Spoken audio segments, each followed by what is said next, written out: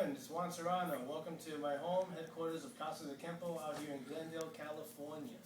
What I'm going to start doing is at least once a week, I'm going to try to give, different, share different ideas of techniques that I, do with my students and tips so that way they get a better, broader understanding of how to, make a technique much more fun and applicable and somewhat, as we say in Kenpo, giving it a more meaningful dialogue between both attackers. So every Friday, if you get a chance to check on my Facebook, you'll get an opportunity to see different techniques. Also, if you guys have any questions on different techniques or comments on it, I'm always welcome to you're welcome to share and just let me know and post up what you would like to see and what you probably your ideas, because it just makes us greater martial artists to be able to share with one another and give us more of an insight. Okay, so we'll be right back and we'll start off with our first tip of the week.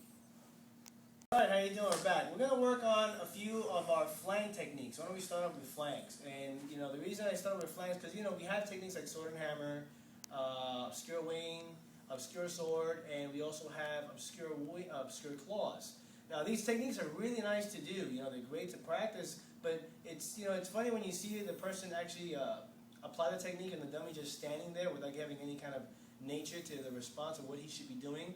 It doesn't, it doesn't make it so more appealing to the crowd that's actually not a martial artist and they're looking at it. So, with the help of my 4th degree black belt Ray Gong, another native from Brooklyn, New York, here we go. We're going to work on a few different tips that I share with my students. So, sword and hammer, we know that it's from here. Usually the guy stays there. What do? You stab your sword, you hammer, you cross out, makes it look nice. What I like to share with my students sometimes is that in the nature of his response is that as he begins to pull, he's pulling me into somewhat of a punch. And as that begins to happen, that's why my response with the first shot goes towards the neck. And I'm kind of, sacrificing that checking arm, but I'd rather sacrifice that checking arm and eat it with a punch. And the whole purpose of having that check is just for the what if that might be there. So that's one way of seeing, a good way of getting open in your sword and hammer. Not just staying there, but as he begins to respond, 1 and then 2, hammer fist. So that would be for your sword and hammer. Okay. Second to that technique to that would be obscure wing. Now we all know obscure wing. Again, we always have the dummy still standing in the same position. But what tells me that I can't do sword and hammer? Why do I have to do obscure wing?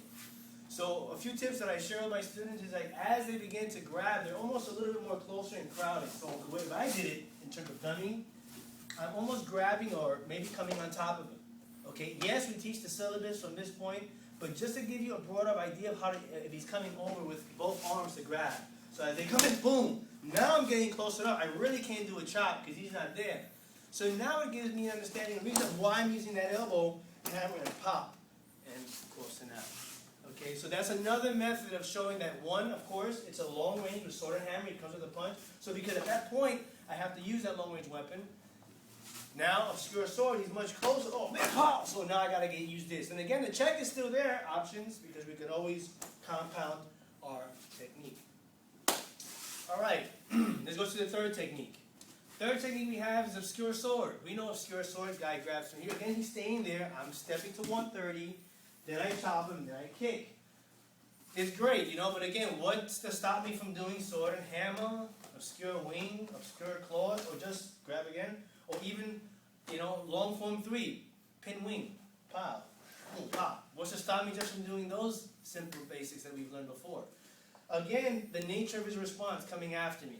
As he begins to grab and I feel the weight pushing me forward, I'm not going to go back. I'm going to go with it.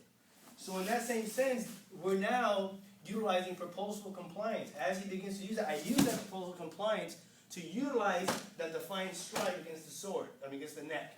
Now, option is this: if he does stop it with the hand, and he sees a chop, that's okay because pop, I still have the kick in mind anyway.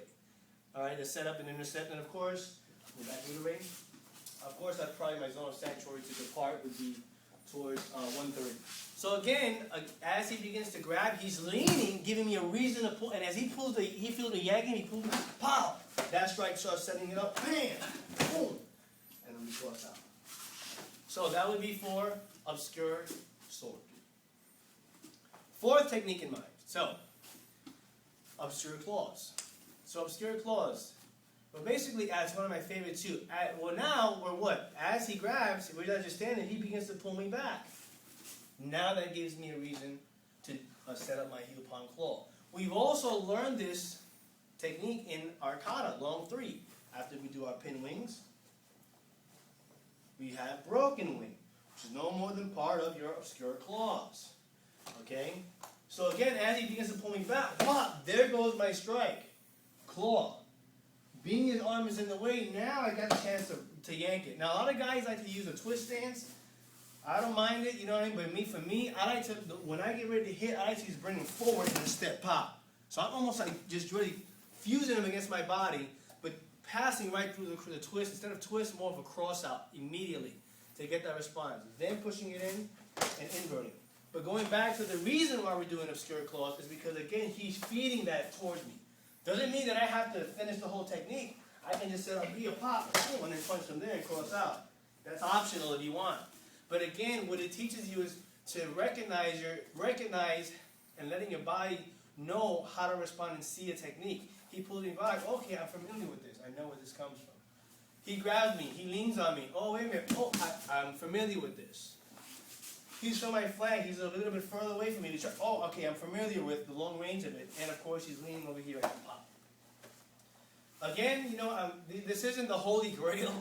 I'm not giving anyone top secret information. This is just something that I like to just share with my students. And they enjoy it, and they share it with other people that they run into, whether it's in seminars or camps or whatnot. So again, you know, in mind, when you're working with your technique, not just sword and hammer, obscure wing, obscure claws, and obscure sword, but any other technique, it's always good to see that, because that's what our techniques teach us within our equation formula, right? The what-if stage, and how to break it down. All right, so next week we'll go over another technique. Thank you very much, and again, I look forward to hearing some of your comments, guys, and just writing it up on the Facebook, or also at my Casa de Kenpo, or .Kenpo. You can email me at .Kenpo, DOCKNPO @gmail.com, or again, Casa de Kenpo in the YouTube or my Facebook. Thank you very much.